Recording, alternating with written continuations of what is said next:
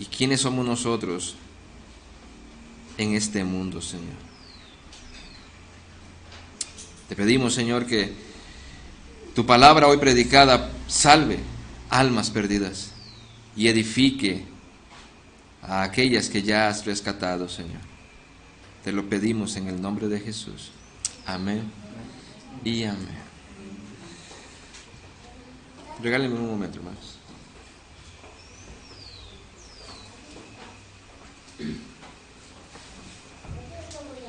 Ahora sí. Si yo les pidiera, tomé esta introducción prestada de un predicador.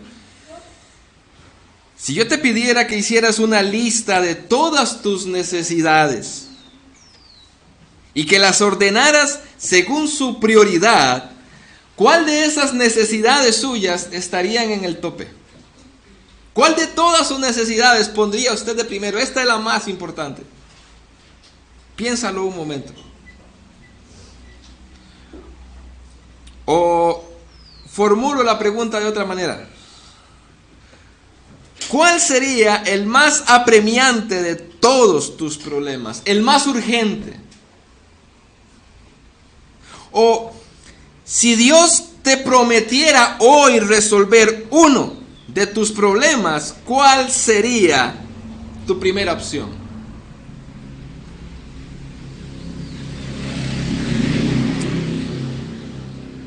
Veamos nuestro texto, hermanos, porque yo he titulado mi sermón Una necesidad más allá de la necesidad. Marcos capítulo 2, versículo 1 al 12. Entró Jesús otra vez en Capernaum, después de algunos días, y se oyó que estaba en casa. E inmediatamente se juntaron muchos, de manera que ya no cabían ni aún a la puerta, y les predicaba la palabra. Entonces vinieron a él unos trayendo un paralítico que era cargado por 4. Y como no podían acercarse a él a causa de la multitud, descubrieron el techo de donde estaba, y haciendo una abertura, bajaron el lecho en que yacía el paralítico. Al ver Jesús la fe de ellos, dijo al paralítico: Hijo, tus pecados te son perdonados. Estaban allí sentados algunos de los escribas, los cuales cavilaban en sus corazones: ¿por qué habla este así? Blasfemias dice. ¿Quién puede perdonar pecados si no solo Dios? Y conociendo luego Jesús en su espíritu que cavilaban de esta manera dentro de sí mismos, les dijo: ¿por qué caviláis así en vuestros corazones? ¿Qué es más fácil decir? Decir al paralítico: tus pecados te son perdonados, o decirle: levántate, toma tu lecho y anda. Pues para que sepáis que el Hijo del Hombre tiene potestad en la tierra para perdonar pecados, dijo al paralítico: a ti te digo, levántate, toma tu lecho y vete a tu casa. Entonces él se levantó enseguida y tomando su lecho salió de delante de todos, de manera que todos se asombraron y glorificaron a Dios, diciendo: nunca hemos visto tal cosa. Una necesidad más allá de la necesidad. Y este texto, esta narración, Marcos nos presenta obviamente una gran necesidad. Hay una necesidad presente. Después de predicar, después de sanar en Galilea, Jesús vuelve a Capernaum, nos dice Marcos en el versículo 1. Él vuelve a Capernaum y se dirige a lo que era su casa ahora. Y probablemente era la casa de Pedro. Cuando Jesús estaba en Capernaum, la casa de Jesús era la casa de Pedro. Ahora, ¿qué sucedió cuando Jesús llegó a Capernaum y estaba en casa? Dice el versículo 2: e inmediatamente se juntaron muchos, de manera que ya no cabían ni aún a la puerta. Inmediatamente llega Jesús E inmediatamente empieza a llegar las personas a la casa donde estaba Jesús, a tal manera que ya no cabían. ¿Y qué hacía Jesús con esa multitud? ¿Qué dice nuestro texto que hacía? ¿Qué hacía Jesús cuando la multitud se agolpó? Dice el texto que le predicaba la palabra, ¿verdad? Ahora, se puede entender también, en algunas versiones bíblicas lo aclaran también, en lugar de decirles predicaba la palabra, también puede ser traducido, les explicaba la palabra. Jesús les hacía una buena exégesis, una buena hermenéutica y les explicaba las escrituras. Esto es muy importante en nuestro tiempo, porque Jesús no perdía su tiempo. Él ve las multitudes y Él no pierde su tiempo, ni hace perder el tiempo a las personas que estaban ahí, haciendo algo menos importante que explicar las escrituras. Qué importante, como veíamos sermones atrás, el punto central que Jesús tenía. Lo más importante era predicar la palabra. Ahora, hoy vemos, hermanos, para ir aplicando esto, porque no puedo pasar por alto esto, ¿verdad? Aunque Marcos tiene una idea, no quiero pasar por alto esto. Hoy gastan tiempo precioso en las iglesias, hermanos. Hoy los predicadores, cuando ven estas multitudes, en lugar de hacer lo que el mismo Señor Jesús hacía, que era explicar las escrituras, hoy gastan tiempo precioso. Hermanos, y es lamentable, pero se ven en estas iglesias de muchas personas, y también en pocas personas, gastando el tiempo en obras de teatro, historias, paseos, cualquier otra cosa que no sea explicar las escrituras. Hermanos, el tiempo es corto y debemos ser sabios. El tiempo es corto y usarlo en lo que Dios verdaderamente dice que edifica a la iglesia. Yo creo que los pastores deben de tener claro qué dice Dios que verdaderamente edifica a su pueblo y gastar el tiempo en eso. Jesús les explicaba el reino de Dios, el evangelio. Hermanos, y sabían que yo era uno de los que pensaba de que el evangelio era una pequeña y corta doctrina o clase para nuevos miembros. Yo creía eso. El evangelio se le da a la gente nueva en una sola clase y ya no ocupan más el evangelio, ahora van más allá.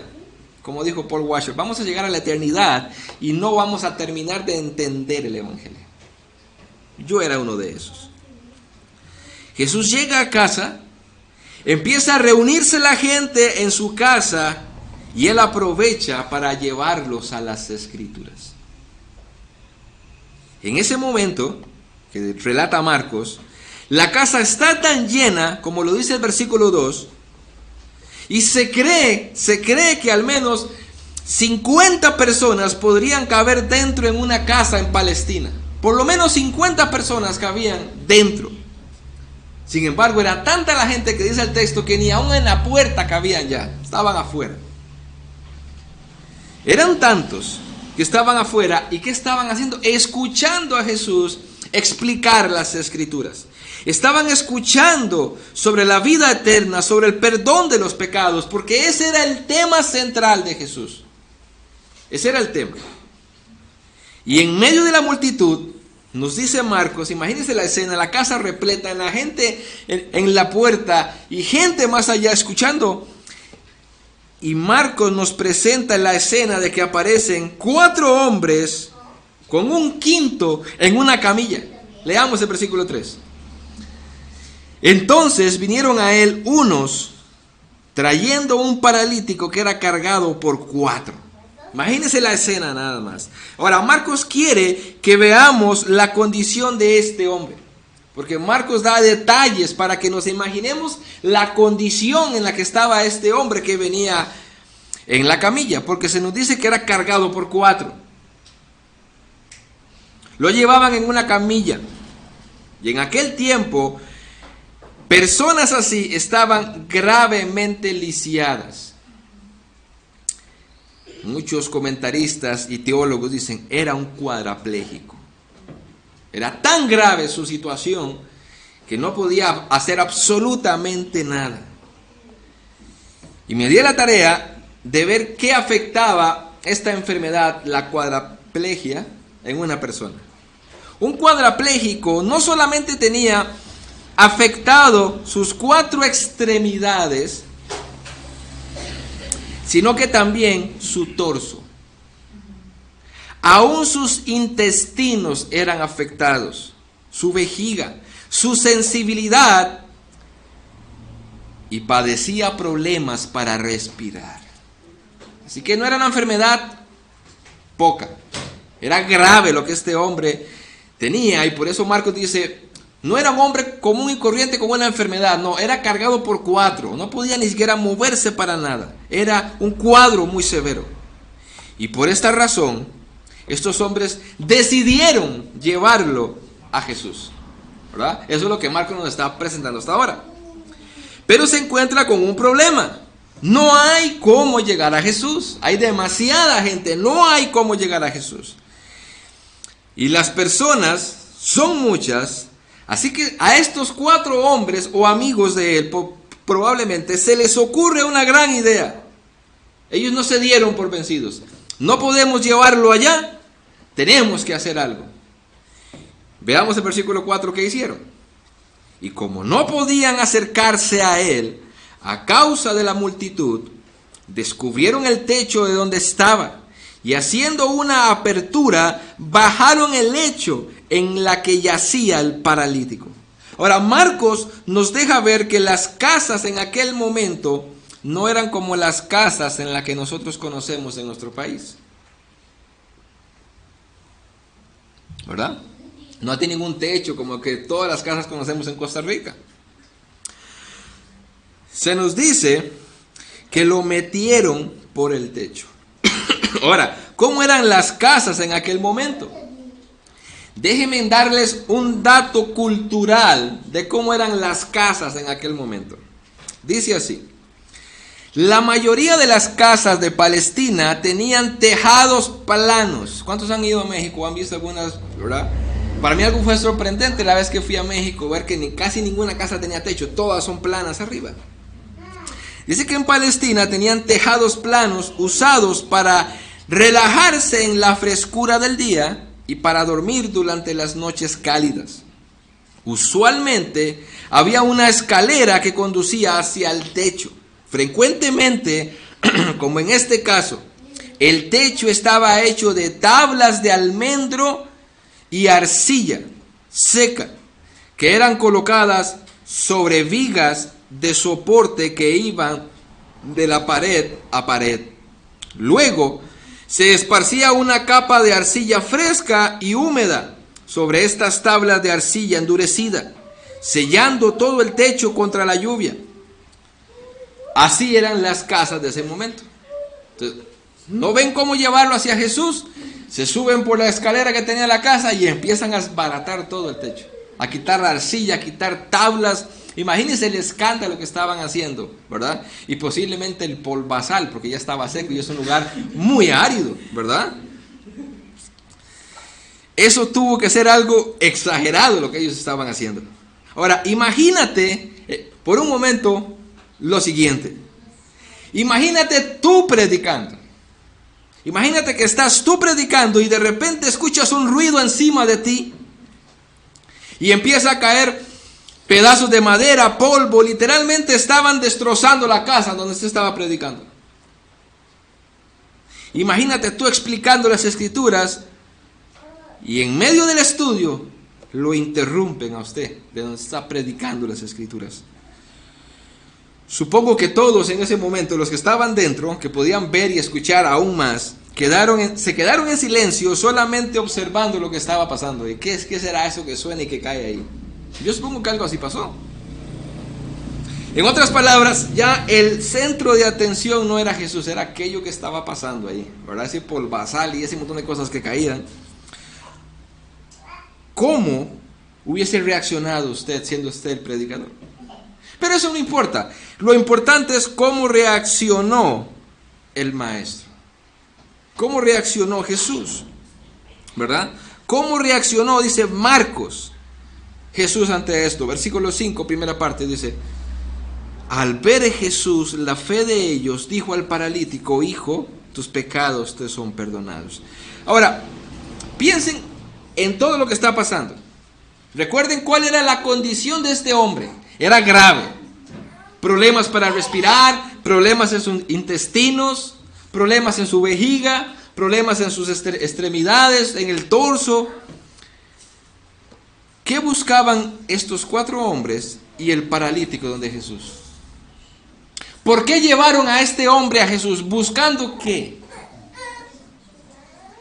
Sin miedo a equivocarme, yo puedo decir que ellos buscaban sanidad. Estos hombres sabían, si lo llevamos donde Jesús, Jesús lo sana. Esa era la necesidad que ellos veían en este hombre. Jesús puede sanarlo físicamente. Dice el verso 5 que Jesús vio fe en ellos. Pero creo que tenían fe de que Jesús tenía poder para sanar. ¿Cierto o mentira? Ellos estaban convencidos de que si Jesús intervenía, lo iba a sanar. Ellos tenían fe. Pero creo que tenían fe en ese sentido, de que Jesús podía sanarlo. Porque Marcos, ¿sabe por qué digo eso? Porque Marcos, todo el capítulo 1 que ya estudiamos, nos ha enseñado de que Jesús tenía autoridad sobre las enfermedades y sobre el cuerpo humano. Él dio muchos ejemplos en el capítulo 1, cómo Jesús sanaba. Entonces era obvio que estos hombres, al ver que Jesús sanaba allá afuera y echaba fuera demonios, dice, este hombre si se acerca a Jesús, Jesús lo va a sanar. Él tiene poder para sanar. Por eso es lógico que ahora nos presente Marcos esto como un argumento de que estos hombres y aún el paralítico buscaban a Jesús por su autoridad sobre las enfermedades y sobre el cuerpo humano. Todos allí esperaban a Jesús que tocara al cuadrapléjico y le dijera: tu enfermedad es quitada. Eso es lo que estaban esperando, eso es lo que esperaban sus amigos, eso era posiblemente lo que esperaba el cuadrapléjico, eso era lo que estaban esperando todos dentro de la casa, e incluso me imagino a todos aquellos, incluso por las ventanas, viendo qué es lo que estaba pasando, escuchar a Jesús decirle: sé sano, levántate. Esa era la expectativa. Sin embargo, Jesús les muestra la verdadera necesidad que tenía ese hombre. Y por ende, todos nosotros. Veamos el versículo 5 y veamos la verdadera necesidad. Dice: al ver Jesús la fe de ellos, dijo al paralítico: hijo, tus pecados te son perdonados. Jesús, sabiendo que es peor que ser cuadrapléjico, lo peor es irse al infierno. Él lo sabe muy bien. Ahora, entonces él aborda la necesidad que va más allá de la necesidad que todo el mundo veía. Ahora, claro, yo viendo esto, yo me colocaba en el lugar del cuadrapléjico que pues, posiblemente lleva años de años. Ahí yo me imagino un hombre tal vez de 30 años, tal vez un poco más, ahí todo torcido y con el entusiasmo de escuchar a Jesús: sé sano, por fin voy a caminar. Y lo que escucha es: tus pecados te son perdonados. Y te vas a quedar así para el resto de la vida, pero tus pecados te son perdonados. Yo me hubiese pensado, ¿hasta dónde me hubiera entusiasmado yo al escuchar: tus pecados te son perdonados, pero voy a seguir tullido toda mi vida? Sus amigos lo trajeron por una necesidad. Y él venía por la misma razón, física. Pero no era la más grave. Jesús ataca la gravedad en sí. Lo más grave que este hombre tenía era su pecado, no su enfermedad física. Es más, escuchen esta pequeña nota cultural y teológica de cómo pensaban ellos en aquel momento. Y por qué Jesús ahora primero ataca el perdonar los pecados para luego sanarlo. Porque había un pensamiento detrás judío que nosotros tal vez no entendemos. En aquel momento se relacionaban todas las enfermedades físicas y dolencias con el pecado. Era muy común decir, si usted está en esa condición es porque usted es un hombre pecador. Algo hiciste, o tus padres, como pensaban ellos, y te cayó a ti. Eso era el pensamiento judío en aquel momento. Todas las enfermedades eran consecuencia o el resultado del pecado. Así pensaban ellos en aquel momento. Cuando Jesús en una ocasión sanó a un ciego, los fariseos que estaban ahí catalogaron a este ciego que era ciego por su pecado. Por ejemplo, en Juan 9:34 dice, respondieron y le dijeron, tú naciste en pecado y nos enseñas a nosotros, y le expulsaron. O sea, este ciego fue sanado y llega a hablar, o más bien lo citan a él, los fariseos, para preguntarle quién le había sanado. Y él empieza a decir que posiblemente este hombre no era pecador porque Dios no escuchaba a los pecadores. Y los fariseos se enojan y le dicen, tú naciste en pecado, relacionando su ceguera con el pecado. Naciste en pecado y por eso eres ciego, o eras ciego, y ahora vienes a enseñarnos a nosotros. Así pensaba un judío. Un hombre muy enfermo físicamente era por causa de su pecado, era muy pecador. Entonces, Jesús sobrepasa las expectativas de todos y los deja con la boca abierta en su declaración, atacando, tus pecados te son perdonados, como ustedes creen. Entonces, lo consecuente es que él sea sano físicamente.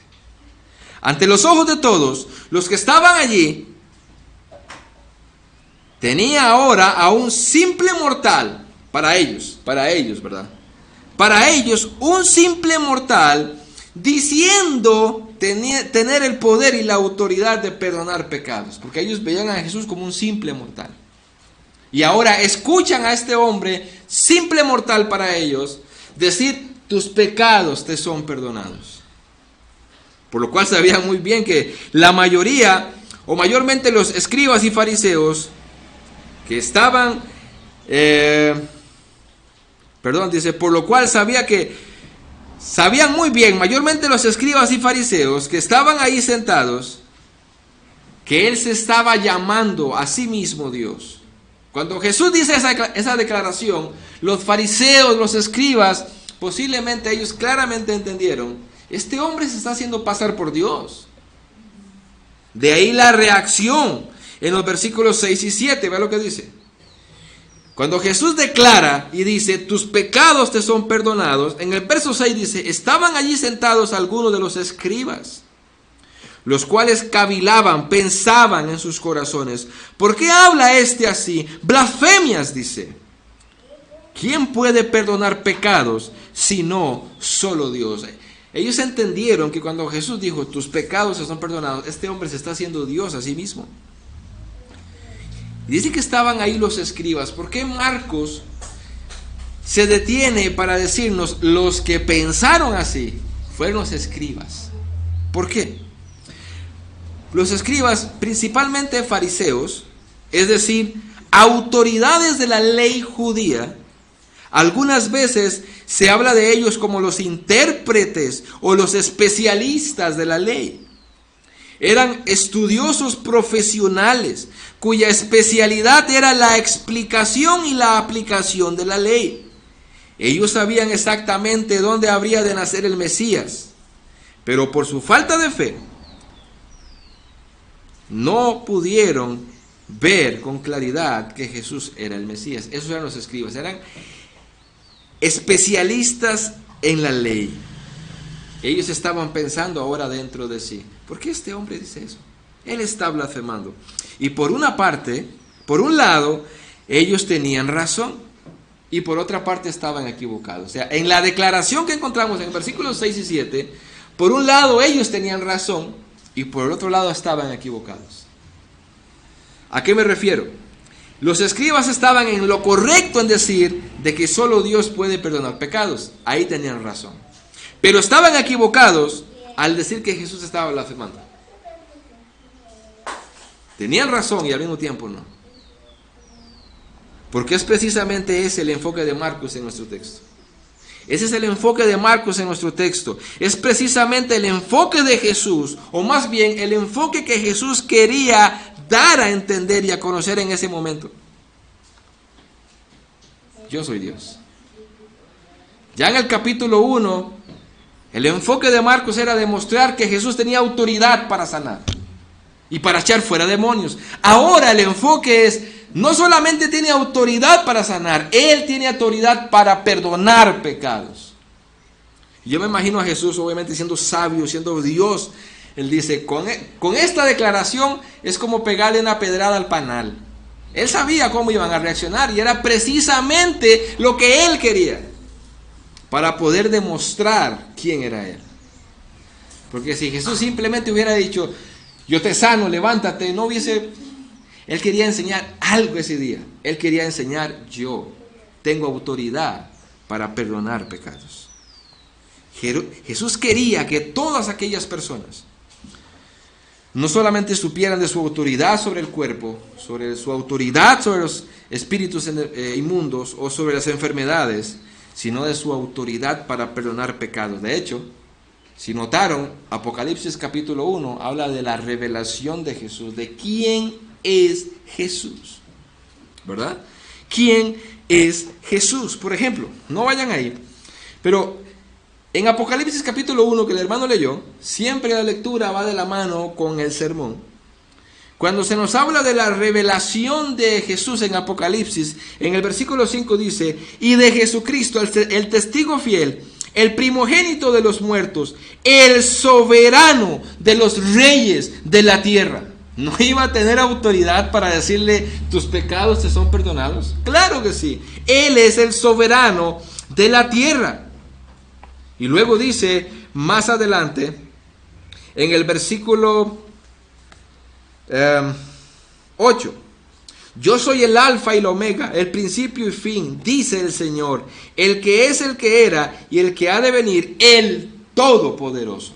Ese era el que estaba en ese momento allá en Capernaum, diciéndole al paralítico, tus pecados te son perdonados. Pero ellos no lo sabían, ellos no tenían esa información en sus mentes, y Jesús quería llevárselas. Yo tengo autoridad para perdonar pecados. Esa es la misma necesidad que Dios quiere que hoy nosotros veamos y sea suplida, ¿verdad? Por ejemplo, si aquí se nos dice que solo Dios, y en este caso es Jesús, puede perdonar pecados, yo quiero decirte esto con todo el amor del mundo.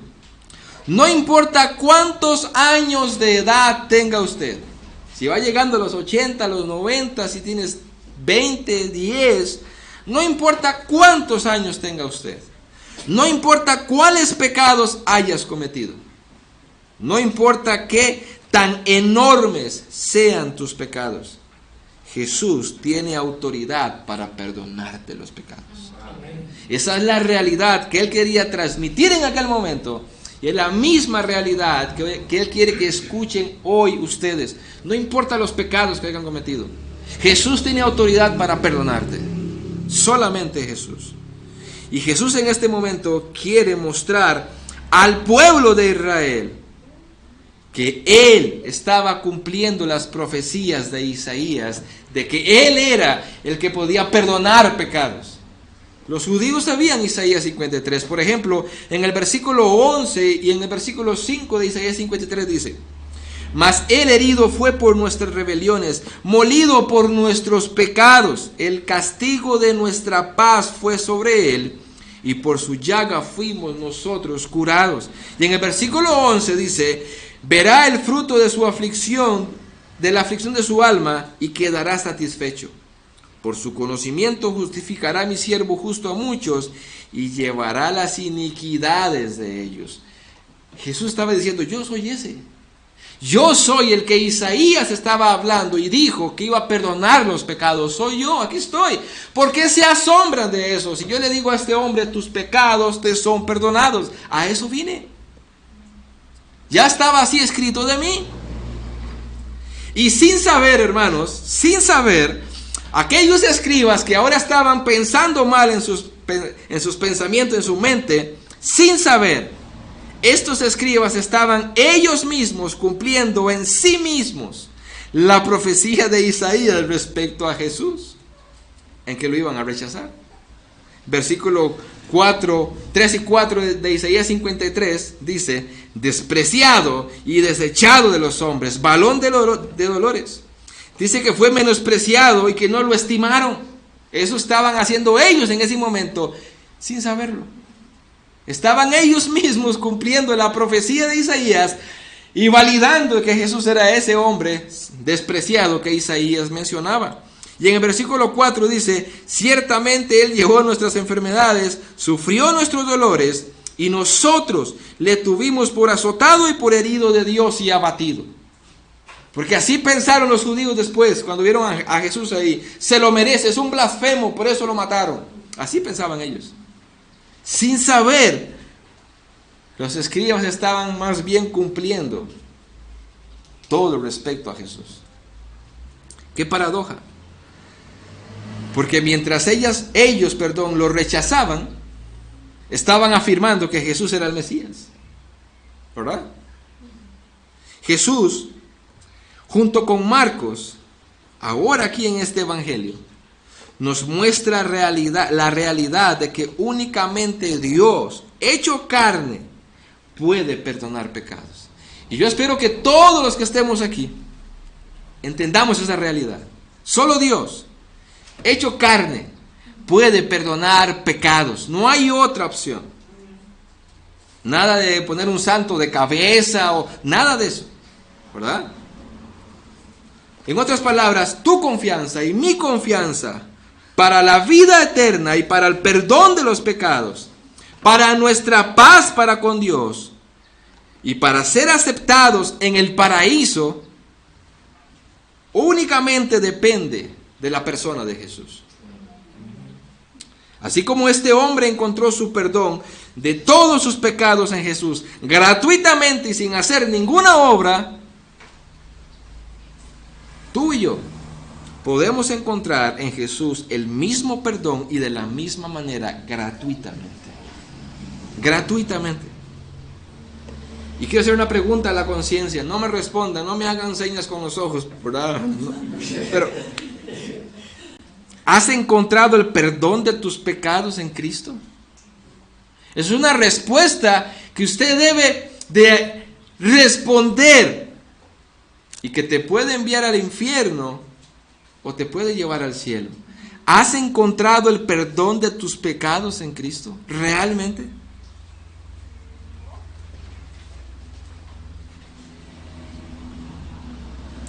Este hombre y estos 4 amigos traían a este cuadrapléjico con una necesidad aparente, pero había una más allá. Ahora, si yo le volviera a preguntar a usted de todas sus necesidades, ¿cuál colocaría primero? Ojalá hubiese cambiado esa lista y decir: yo lo que necesito es la salvación de mi alma, o la salvación de alguien más. Pero es la salvación la mayor necesidad del ser humano. Y aunque nos cueste pensar, pero de nada nos vale que Dios nos sane físicamente e ir al infierno. No nos vale de nada. Ahora, quiero que veamos en el tiempo que resta la suficiencia de Jesús a la necesidad, a la verdadera necesidad. Vean el versículo 8 conmigo.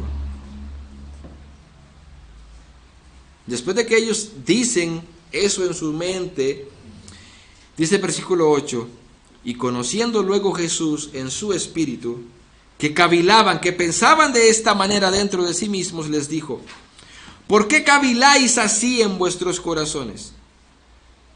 ¿Qué es más fácil decir? ¿Qué es más fácil? ¿Decir al paralítico: tus pecados te son perdonados? ¿O decirle: levántate, toma tu lecho y anda?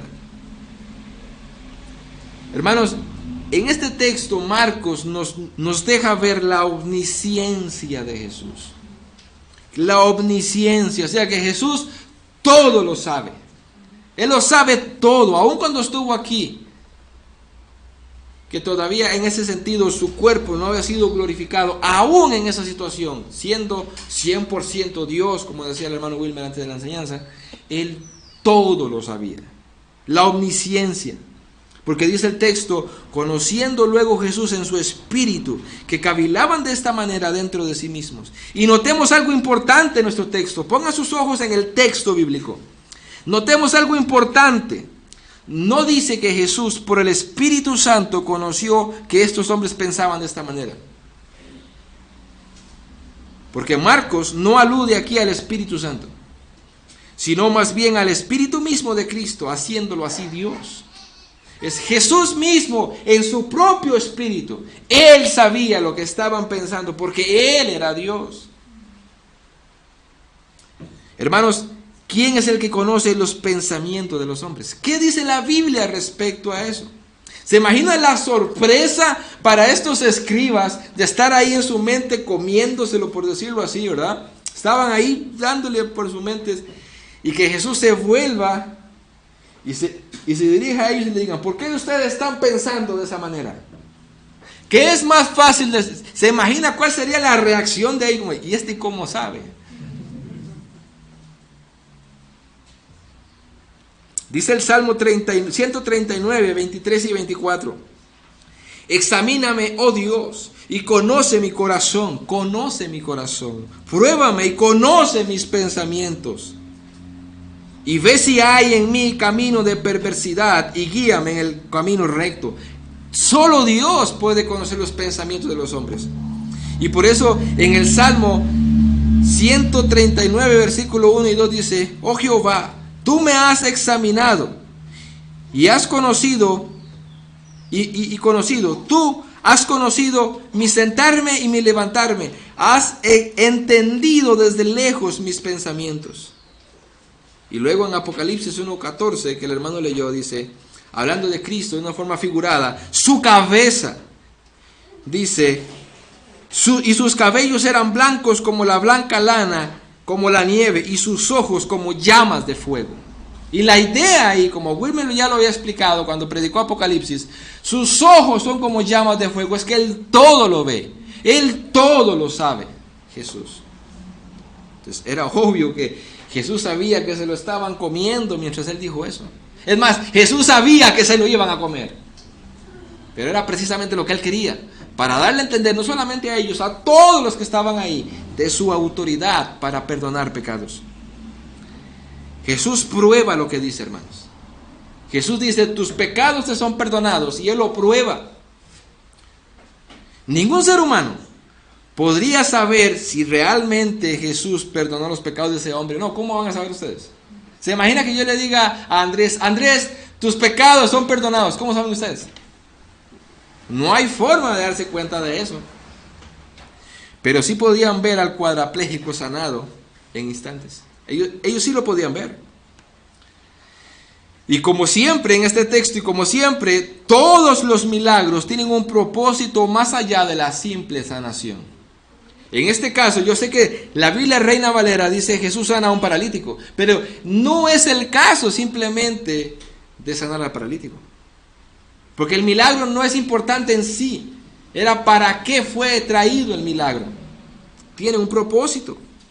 Y en este caso, la sanación de este paralítico era para demostrar el poder de Jesús y su autoridad para perdonar pecados. Para eso se hizo ese milagro. Para demostrar la autoridad de Jesús para perdonar pecados. Ahora, pregunto, hermanos.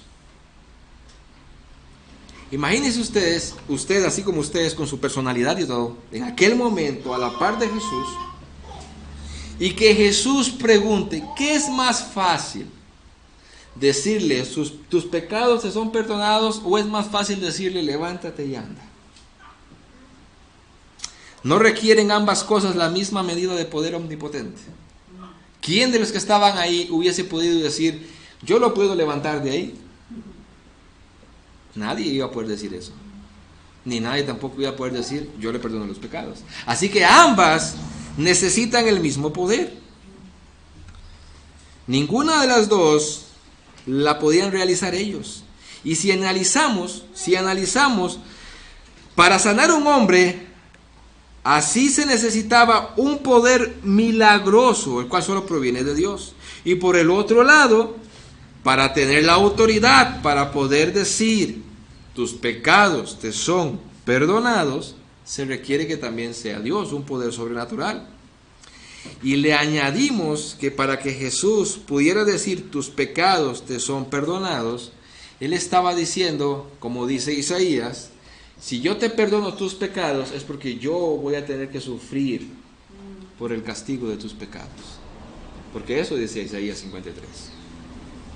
Así que a simple vista era más fácil decir, levántate y anda. Sin embargo, ambas cosas requerían el sacrificio de Cristo. Ahora, si el paralítico no se levantaba, porque lo que Jesús está queriendo decir, vean, ustedes están burlándose y están diciendo mal de mí, de que yo estoy blasfemando, ¿qué es más fácil, la una o la otra? Es como queriendo decir, yo les voy a demostrar, porque si él no se levanta, yo soy un falso. Si el paralítico no se levantaba, sería evidente de que quien pronunció las palabras no tenía autoridad para sanar, ni mucho menos para perdonar pecados. Y notemos el nombre que Jesús usa de sí mismo. Porque Jesús, o sea, el Espíritu Santo, quien guió a Marcos para escribir cada palabra, no lo hizo por decirlo. ¿Cuál es el nombre que Jesús mismo, dice Marcos, usó para sí mismo en ese pasaje? Dice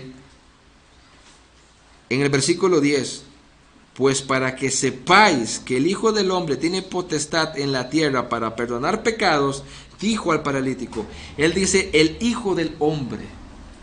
Jesús dice, para que ustedes vean que yo, el Hijo del Hombre. La pregunta es, ¿cuántos han escuchado, cuántos han leído que la Biblia dice muchas veces que Jesús se refería a sí mismo como el Hijo del Hombre? La pregunta es, ¿qué quiere decir bíblicamente que Jesús era el Hijo del Hombre? Porque lo leemos, pero de leerlo a entenderlo. ¿Qué quiere decir el Hijo del Hombre? Vayan por un momento, los que no pueden ver en la pantalla, a Daniel capítulo 7. Vayan conmigo ahí porque este es el mejor texto para entender la expresión Hijo de Hombre. Daniel capítulo 7, versículos 13 y 14.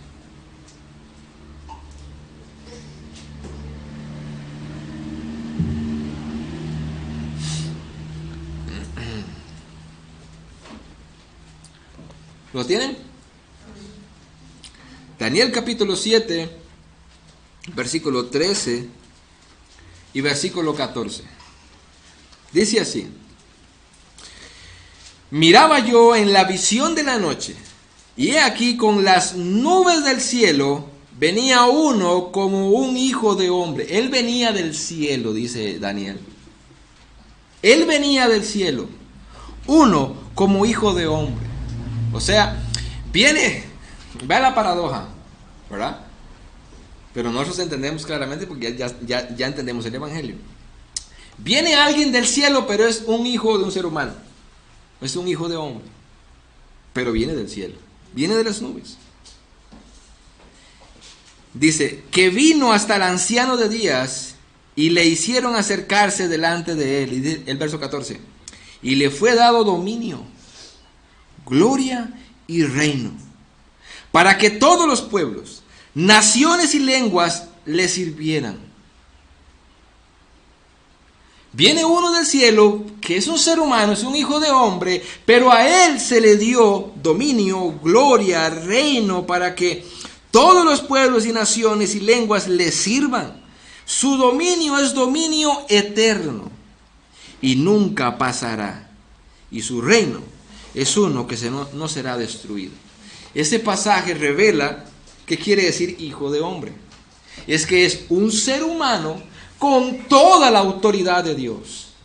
Es Dios en un ser humano. Por eso cada vez que Jesús decía el Hijo del Hombre, los judíos sabían a qué se refería. Él está diciendo que Él es Dios hombre, el que habla Daniel. Al que le fue entregado todo dominio, todo poder, Él es. Entonces Jesús dice, para que ustedes vean que yo, el Hijo del Hombre, haciéndose así Él el Mesías, el Dios, tiene poder para perdonar pecados, le dijo al paralítico, levántate. ¿Verdad?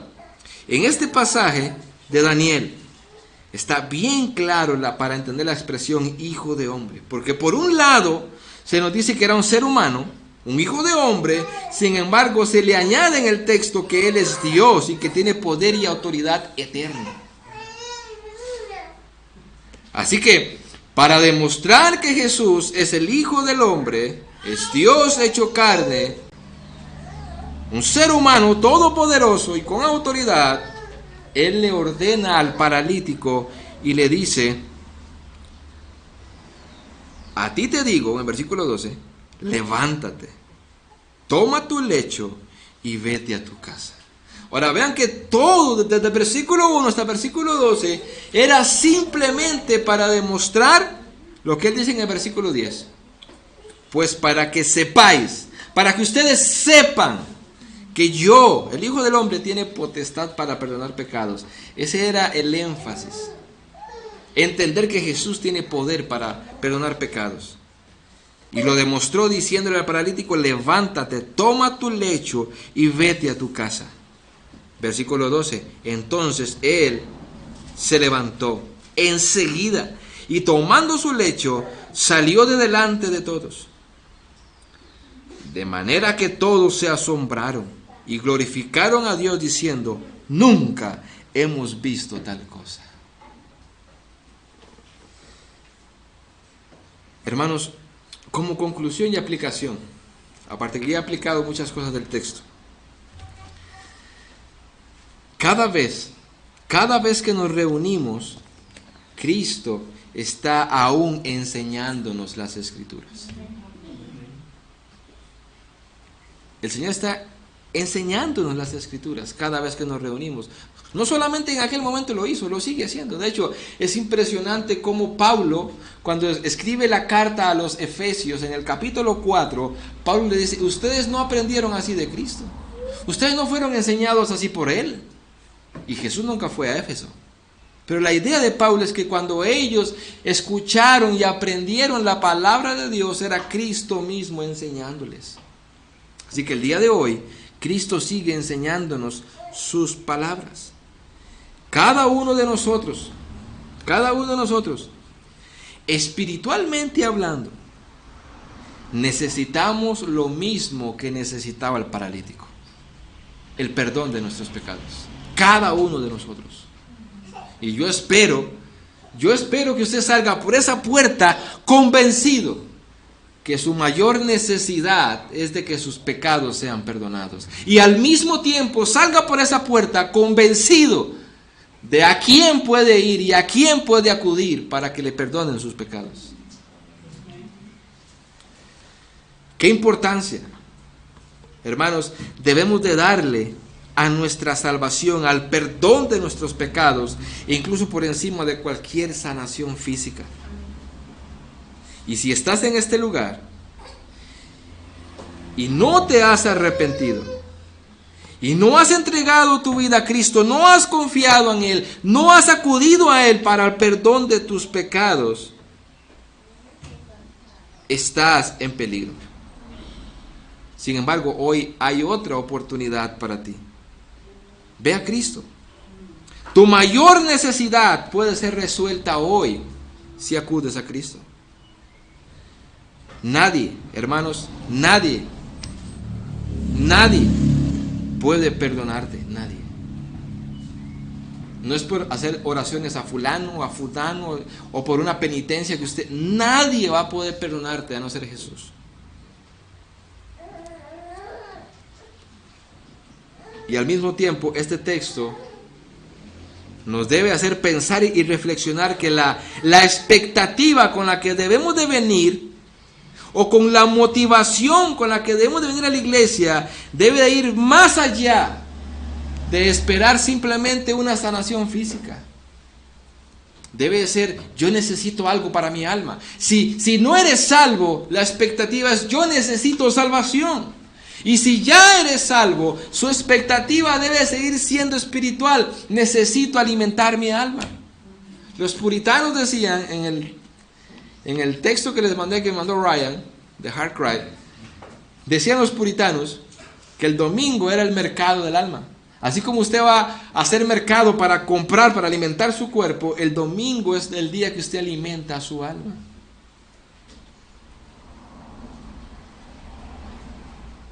También, hermanos, Jesús hoy sigue aplacando la mayor necesidad que tiene la raza humana. Hoy Jesús sigue sanando. Hoy sigue perdonando pecados a seres humanos. Lo sigue haciendo. Simplemente que eso añade a nosotros un trabajo que hacer. Porque la iglesia y como cristianos debemos de seguir el ejemplo de Jesús. Predicar las Escrituras, predicar el Evangelio, para que de esta manera más almas sean llevadas a los pies de Cristo y sean perdonados sus pecados. Hoy Cristo sigue perdonando, pero lo hace por medio del Evangelio. Y esa tarea nos fue encomendada a nosotros. Sigamos predicando el Evangelio. ¿Qué necesita una esposa que no es creyente? Que su esposo constantemente le esté no solamente predicando el Evangelio, le esté modelando el Evangelio. ¿Qué necesita un esposo que no es cristiano? Que su esposa constantemente le esté comunicando el Evangelio, pero mayormente que le esté modelando el Evangelio. ¿Qué necesitan nuestros hijos? El Evangelio.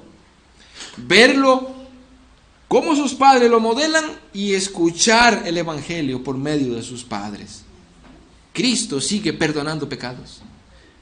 Y lo que nosotros podríamos hacer por nuestros hijos, lo mayor que podríamos hacer, no es heredarle una gran finca, una gran casa con piscina, no, lo más grande que podemos heredarle, por decirlo así, a nuestros hijos, es haberlos conducido a Cristo. Haber sido esos padres que constantemente les predicaban, los corregían y los encaminaron a Cristo con la palabra de Dios. ¿Qué mayor que eso? ¿O no dijo Jesús, de qué le vale al hombre si ganare todo el mundo y perdiere su alma? Hermanos, sigamos predicando el Evangelio. Cristo sigue perdonando pecados. Oremos. Padre, te damos gracias por tu palabra. Gracias porque nos has mostrado una vez más nuestra más grande necesidad.